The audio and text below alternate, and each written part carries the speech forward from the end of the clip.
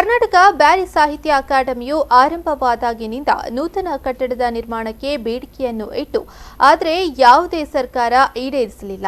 ಆದರೆ ಯಡಿಯೂರಪ್ಪ ನೇತೃತ್ವದ ಬಿಜೆಪಿ ಸರ್ಕಾರ ಅಧಿಕಾರಕ್ಕೆ ಬಂದ ಕೆಲವೇ ದಿನಗಳಲ್ಲಿ ನೂತನ ಕಟ್ಟಡ ನಿರ್ಮಾಣಕ್ಕೆ 6 ಕೋಟಿ ಮಂಜೂರು ಮಾಡಿದ್ದು ಪ್ರಸಕ್ತ ಸಾಲಿನಲ್ಲಿ 3 ಕೋಟಿ ಬಿಡುಗಡೆ ಮಾಡಿವೆ ಎಂದು ಕರ್ನಾಟಕ ಬ್ಯಾರಿ ಸಾಹಿತ್ಯ ಅಕಾಡೆಮಿಯ ಅಧ್ಯಕ್ಷ ರಹೀಂ ಉಚ್ಚಿಲ್ ಹೇಳಿದರು. ಇವರು ಮಂಗಳೂರಿನಲ್ಲಿ ಮಾಧ್ಯಮಗೋಷ್ಠಿ ನಡೆಸಿ ಮಾತನಾಡಿ, ಬಿಜೆಪಿ ಸರ್ಕಾರ ಅಧಿಕಾರಕ್ಕೆ ಬಂದ ಕೆಲವೇ ದಿನಗಳಲ್ಲಿ ನೂತನ ಕಟ್ಟಡದ ನಿರ್ಮಾಣಕ್ಕೆ ಹಣ ಮಂಜೂರು ಮಾಡಿದೆ. ಬಿಜೆಪಿ ಸರ್ಕಾರ ಕೇಳಿದ್ದನ್ನು ಕೊಡುವ ಕಾಮಧೇನು ಇದ್ದಂತೆ. ಕರ್ನಾಟಕ ಬ್ಯಾರಿ ಸಾಹಿತ್ಯ ಅಕಾಡೆಮಿಯು ಯಾವುದೇ ಧರ್ಮದ ಅಡಿಯಲ್ಲಿ ಕೆಲಸ ಮಾಡುವುದಿಲ್ಲ. ಬ್ಯಾರಿ ಸಾಹಿತ್ಯ ಮತ್ತು ಭಾಷೆಯನ್ನು ಉಳಿಸುವ ನಿಟ್ಟಿನಲ್ಲಿ ಕಾರ್ಯನಿರ್ವಹಿಸುತ್ತದೆ. ಇನ್ನು ನೂತನ ಕಟ್ಟಡಕ್ಕೆ ಮಂಗಳೂರಿನ ನೀರು ಮಾರ್ಗದಲ್ಲಿ ಜಾಗ ಗುರುತಿಸಲಾಗಿದ್ದು ಆದಷ್ಟು ಬೇಗ ಕಟ್ಟಡ ನಿರ್ಮಾಣ ಕಾರ್ಯ ಆರಂಭವಾಗಲಿದೆ.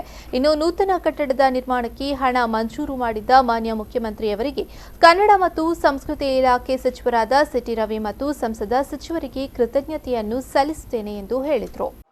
ಎಲ್ಲ ಕೇಳಿದ್ದನ್ನು ಕೊಡುವಂತ ಕಾಮಧೇನು ಅಂತ ಹೇಳಿ ಏನು ನಮ್ಮ ಮುಖ್ಯಮಂತ್ರಿಗಳನ್ನ ಮತ್ತು ಈ ಸರ್ಕಾರವನ್ನು ಜನ ಹಾಗೆ ಬಯಸಿದ್ದಾರೆ, ಅಪೇಕ್ಷೆ ಪಟ್ಟಿದ್ದ ಅದೇ ರೀತಿಯಲ್ಲಿ ಅಧಿಕಾರಕ್ಕೆ ಬಂದಂತಹ ಕೆಲವೇ ದಿನದಲ್ಲಿ ನಮಗೆ ಬಹಳ ಒಂದು ಸಂತೋಷದ ಒಂದು ಸುದ್ದಿಯನ್ನು ಸರ್ಕಾರ ನಮಗೆ ನೀಡಿದೆ.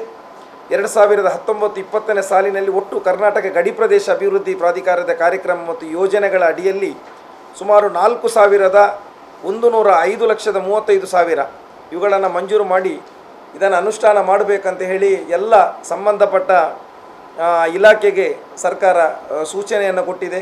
ಕ್ರಮ ತೆಗೆದುಕೊಳ್ಳುವ ರೀತಿಯಲ್ಲಿ ಆದೇಶಗಳನ್ನು ಕೂಡ ಅಲ್ಲಿ ಮಾಡಿದೆ.